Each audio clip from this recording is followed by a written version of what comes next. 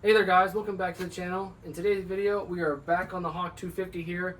We actually have a pretty exciting video. We are going to swap out the motor today. This is the stock motor, counterbalance motor, 5-speed. We're swapping it out for a different motor. You have to wait until a later video to see which motor we're swapping out. Stay tuned if you want to see that. But today's video, it's going to be pretty much just about the removal. So all the parts are taken off, and we're going to hopefully get the motor out by the end of this video. So to start, it's all just going to be the bigger stuff here. So the side pieces, the seat, the tank.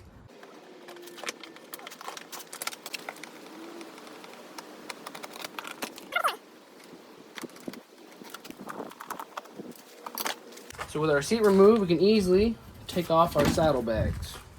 So with our seat removed, we have one 10mm bolt holding our tank on here in the back, as well as our fuel line here. So again, kind of come over here, take your little clamp off, and just make sure that your petcock is in the off position. If you leave it on and pull this off, obviously gas is going to go all over the floor. Still might be some gas in this line, but that's okay. Again, just let it drip out. So one of the really nice designs about this bike, it just has one bolt that holds this tank on. So once you get that one bolt out, get your handlebars, your wheels somewhat straight, and it just comes right off. Now you will have a fuel level connection in here. Just go ahead and pop that off. Right now, with our seat out of the way, tank out of the way, we have a lot more of a blown up view of this bike. And now we're pretty much gonna just be taking little things off. Carburetor, exhaust, brakes. I have an oil cooler on this engine, so we're gonna take that off, but right now I'm just gonna be kind of a time lapse of me just taking things off.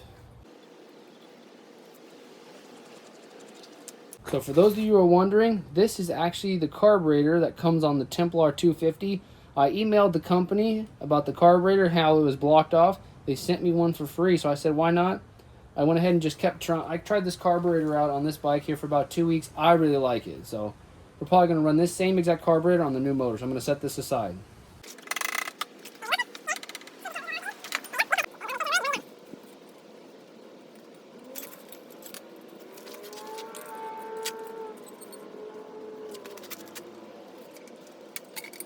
Alrighty, now I'm going to take my positive and negative battery terminals off the bike.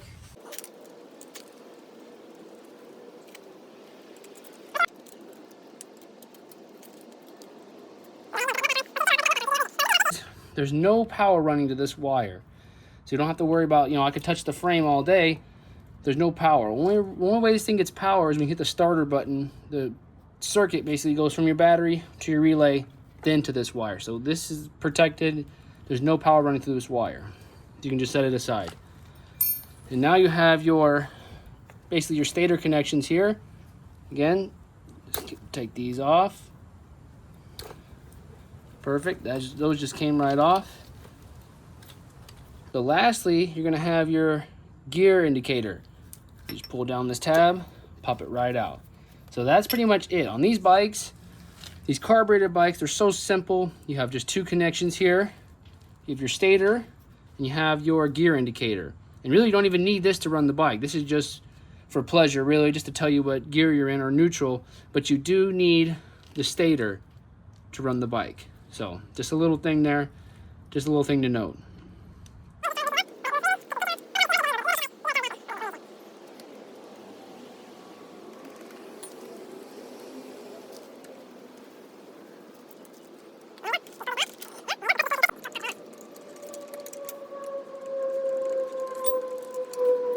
So it's hard to show you, but the thing that your brake pivots on, there's basically like a shaft.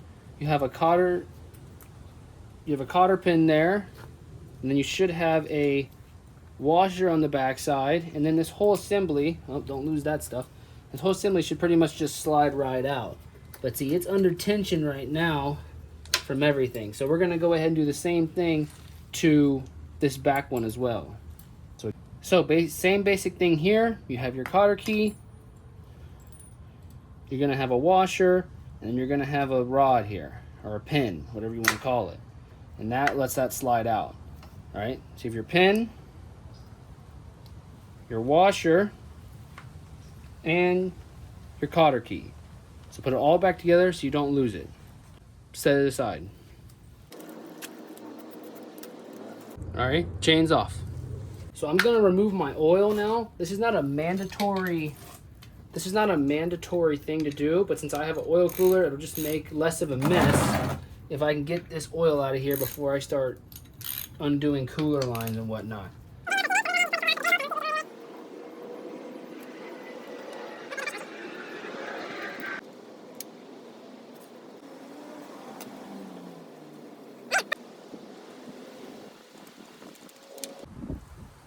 You're also going to have your adapter plate here, your adapter plug to run the cooler lines.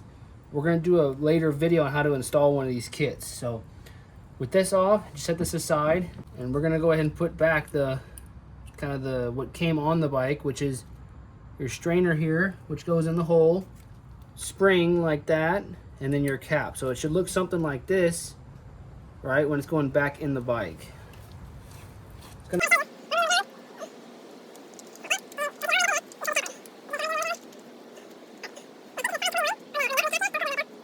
So as you can see here, we pretty much have all of the big components that I can just see off the bat here that I can remember.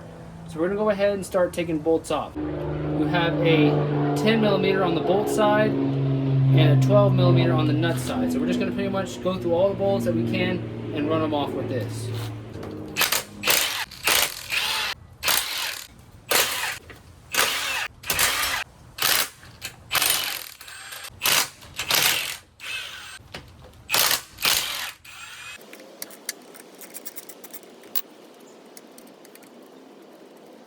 This thing out of here.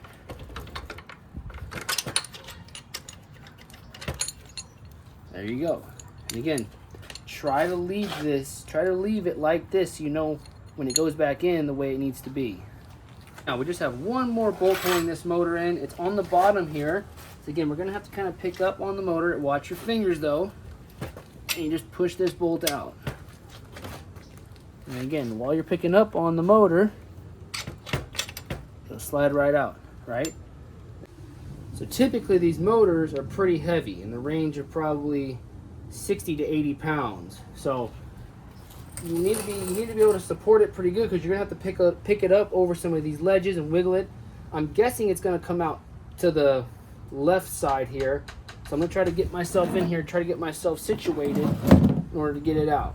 So if you feel like you can't lift this up, if you had two people, for sure this thing is very easy. But if you're by yourself, just try to position yourself where you have the best leverage. So I'm just gonna try to get it out of the bike and sit it down on the floor. I'm not trying to pick it up all in one go.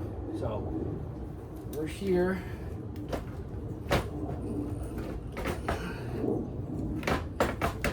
Okay, we're out. All right. This thing is no joke. This thing is pretty heavy. So basically, do not pick it up by the sprocket because it'll turn on you. You'll drop it. So I was picking it up by the gear and by the gear shifter, and now not too bad. So let me get up. And now again, try not to blow your back out, but you can grab it kind of by the exhaust stud here and the gear shifter. If you got good fingers, get some gloves on maybe, and you just pick it right up. Oh yeah, that's a workout. Alrighty guys, well, we did it. Wasn't too bad. We got the old motor out. I have wrenches, I have parts laid everywhere. But yeah, this is definitely a doable job, not impossible. But yeah, today's video, pretty much just getting the motor out. Again, this motor works fine. I rode the bike yesterday to work. Motor is perfect, but I'm gonna throw it in a different project. Y'all are gonna see that in a later video. But yeah, we got some plans coming up, some ideas that I'm working on. Open up more avenues, open up more ideas so we can maybe go traveling a little bit, right? If we have a little bit more power, and that biggest thing is that 6th gear. It's super important on these things. It needs 6 gears instead of 5. But today's video, pretty much, again, like I said, just removing the motor, kind of showing you my step-by-step. And if you've never taken the motor out of your bike and you want to learn, you can just follow along exactly what I did. Towards the beginning there, you take off bigger pieces, it's a little bit easier, and then towards the end you just start seeing little things that need to be removed, right?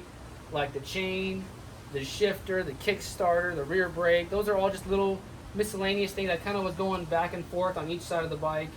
But you know, if you're doing it yourself, you can stand on one side, okay, take everything off, go to the other side, take everything off, double check it, and then pull the motor out. In next video, we're going to be putting the new engine in. So if you want to see what engine we went with, make sure to subscribe, make sure to hit the like button, and be on the lookout for that next video. Alright guys, I'll catch you in the next one.